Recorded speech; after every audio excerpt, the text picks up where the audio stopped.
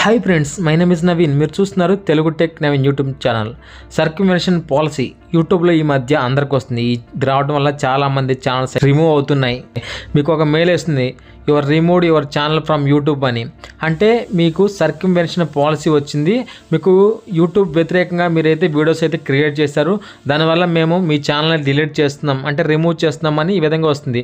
ఒకవేళ మీరు తిరిగి తీసుకురావాలంటే మీరు అప్పీల్ చేసుకోవాల్సి అయితే ఉంటుంది. అప్పీల్ చేయడానికి మీకు 30 days టైం అయితే ఉంటుంది. మీకు 30 days అంటే నెల రోజులు టైం అయితే ఉంటుంది. ఈ నెల రోజులలోపు మీరు అప్పీల్ అయితే చేసుకోవచ్చు.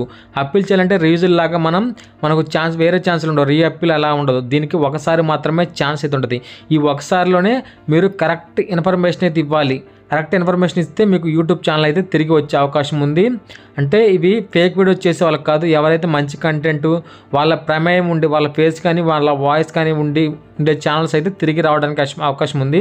అంతేగాని వేరే వాళ్ళ వీడియోస్ తెచ్చి అప్లోడ్ చేసే వాళ్ళ ఛానల్స్ అయితే ఎట్టి పరిస్థితుల్లో రావు.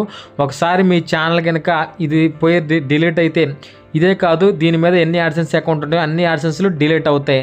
మళ్ళీ మీరు ఇదే ఛానల్ని మళ్ళీ క్రియేట్ చేయాలన్నా క్రియేట్ చేయలేరు.